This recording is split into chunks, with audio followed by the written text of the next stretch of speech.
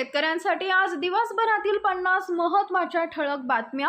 गेल्या वर्षी 4 जून पासून सलग पडलेल्या पावसानं उभ्या पिकांचं नुकसान तर झालेच, शिवाय काढणी झालेल्या पिकांनाही नुकसान पोहोचलं होतं। शेतकऱ्यांनी केलेल्या तक्रारी इंटिमेशननुसार जिल्ह्यातील 2,11,663 शेतकऱ्यांना 282 कोटी 19 लाख रुपये पीक विमा कंपनी देणार आहे। प्रत्यक्षात पुढील आठवड्यात शेतकऱ्यांच्या बँक खात्यावर रक्कम जमा होईल असं सांगण्यात आलंय। उजनी धरण मायनसमध्ये मे अखेर धरणात राहणार 40 टीएमसी पाणी। शेतीसाठी 25 मे पर्यंत पाणी। माळशिरस तालुक्यात 5 टँकर सुरू। टँकर देण्यासाठी तहसीलदारांची समिती। खेड तालुक्यात खळबळजनक घटना। ग्रामस्थांनी नराधमाच्या घरासमोरील ट्रॅक्टर पेटवला, घरालाही लावली आग। कांद्याला आणलं शेतकऱ्यांच्या डोळ्यात पाणी। केवळ 10 ते 15 रुपयांचा दर, लागवड खर्चही निघत नसल्यानं उत्पादक नाराज। सोलापूरच्या प्रसिद्ध न्यूरोसर्जननं डोक्यात गोळी झाडून केली आत्महत्या। संपूर्ण शहरात हळहळ। कॅनडात भारतीय विद्यार्थिनीची गोळ्या घालून हत्या। 4 महिन्यात 4 भारतीयांचा मृत्यू। लाडकी बहीण योजनेचे मानधन 2100 रुपये करणार डॉक्टर गोरे। लाडकी बहीण योजनेचे मानधन 2100 रुपये करण्यासाठी स्वतः प्रयत्न करणार असल्याची ग्वाही विधान परिषदेच्या उपसभापती डॉक्टर नीलम गोरे यांनी दिली आहे। येथील दैवज्ञ भवनमध्ये शुक्रवारी सांगली जिल्हा शिवसेना शिंदे महिला आघाडीच्या वतीनं महिला मेळाव्याचं आयोजन करण्यात आले होते, त्यावेळी गोरे बोलत होत्या। घरकुलांच्या कामांनी रोजगार हमीला आजचे दिन। पंतप्रधान घरकुल योजनेतील लाभार्थ्यांना कुशल मजुरीची रक्कम महात्मा गांधी रोजगार हमी योजनेतून दिली जाते।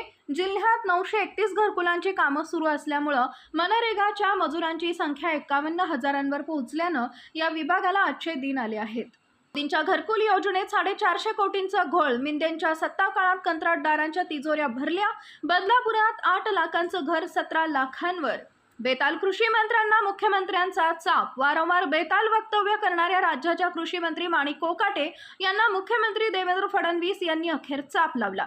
त्यांच्या कृषी खात्यातील बदल्यांचे अधिकारही फडणवीस यांनी काढून घेऊन स्वतःकडे घेतल्याचं समजतंय। 1 मेला महाराष्ट्र दिनाच्या दिवशी महाराष्ट्राच्या जनतेला मोठी भेट मिळणार आहे। मुख्यमंत्री देवेंद्र फडणवीस यांचा ड्रीम प्रोजेक्ट असलेला समृद्धी महामार्गाचा शेवटचा टप्पा खुला होणार असून लोकांच्या सेवेत येणार आहे। आनंदाची गोष्ट म्हणजे समृद्धी महामार्गाच्या 3ऱ्या व शेवटच्या इगतपुरी ते आमने 76 किलोमीटरच्या टप्प्याचं लोकार्पण स्वतः मुख्यमंत्री देवेंद्र फडणवीस यांच्या हस्ते होणार आहे। त्यामुळे नाशिक ते मुंबई अवघ्या 3 तासावर हा प्रवास येणार आहे, तर मुंबई नागपूर अंतर 8 तासात गाठता येईल। विदर्भातही बरसणार छप्पर फाड पाऊस। बळीराजासाठी आनंद वार्ता। हवामान तज्ज्ञांनी व्यक्त केला अंदाज। भारतीय हवामान विभागानं यंदा संपूर्ण देशात सरासरीपेक्षा अधिक पावसाचा अंदाज वर्तवला असून विदर्भातही मान्सून दणक्यात बरसणार असल्याची शक्यता वर्तवण्यात आली आहे, तसा अंदाज हवामान तज्ज्ञांनी व्यक्त केलाय। नमो शेतकरी पीएम किसानच्या हप्त्याचे 2000 मिळवण्यासाठी फार्मर आयडी आवश्यक कृषी योजनांच्या लाभासाठी फायदेशीर ठरणार। शेतकरी कर्जमाफीबाबत वरिष्ठांची चर्चा। कृषी मंत्री माणिकराव कोकाटे यांची माहिती। कोल्हापूरच्या शेतकऱ्यांसाठी खुशखबर आहे। कोल्हापूर जिल्ह्यातील 8 तालुक्यांमध्ये नव्या बाजार समित्या स्थापन करण्याचा निर्णय राज्य सरकारनं घेतलाय। पन्हाळा, शाहूवाडी, कागल, राधानगरी, गगनबावडा, भुदरगड, चंदगड आणि अजरा या तालुक्यांमध्ये या समित्या उभारल्या जाणार असून त्यासाठी सरकारी जमिनी नाममात्र दरात उपलब्ध करून दिल्या जाणार आहेत। शेतकऱ्यांचा शेतमाल योग्य दरात आणि थेट ग्राहकांपर्यंत पोहोचावा यासाठी सक्षम विपणन व्यवस्था उभारण्याच्या उद्देशानं राज्य सरकारनं ही महत्त्वाकांक्षी योजना हाती घेतली आहे। हत्या केली, रक्त पुसलं, मग भाऊ आणि वडिलांच्या मृतदेहा शेजारीच मुलीनं 5 वेळा ठेवले प्रियकरासोबत शारीरिक संबंध। वर्ध्यातील फळ उत्पादक शेतकऱ्यांना नुकसान भरपाई।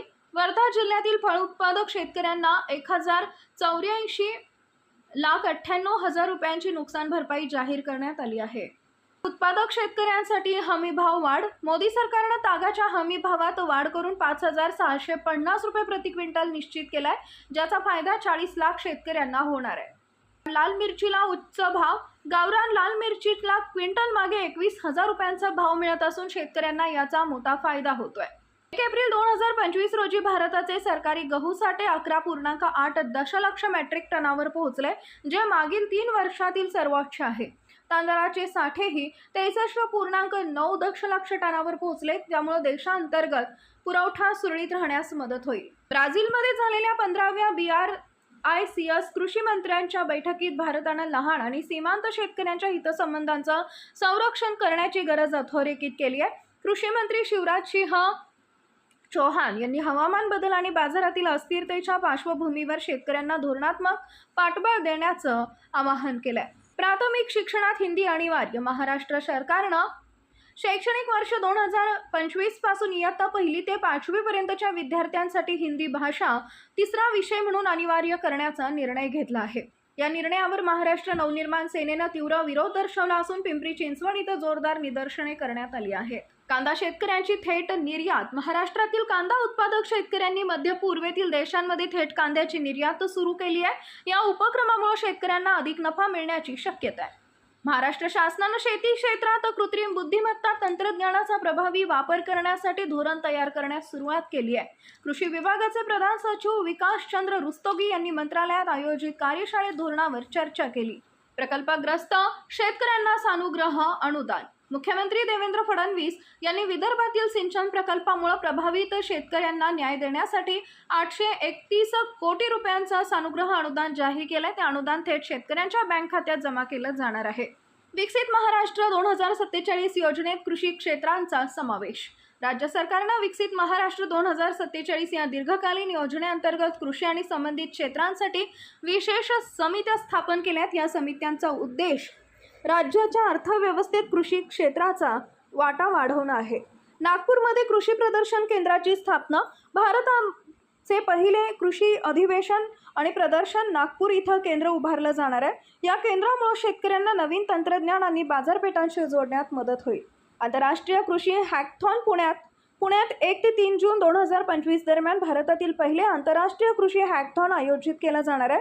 या उपक्रमात इस्रायल, नेदरलँड्स आणि नाबार्ड सारख्या आंतरराष्ट्रीय संस्थांचा सहभाग आहे.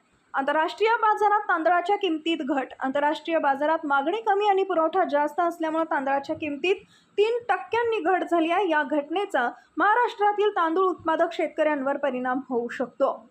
या घडामोडी महाराष्ट्रातील शेती क्षेत्रात सकारात्मक बदल घडवून आणण्याच्या दिशेनं महत्त्वपूर्ण पावलं आहेत. शेतकऱ्यांनी या संधीचा लाभ घेण्यासाठी सज्ज राहावं.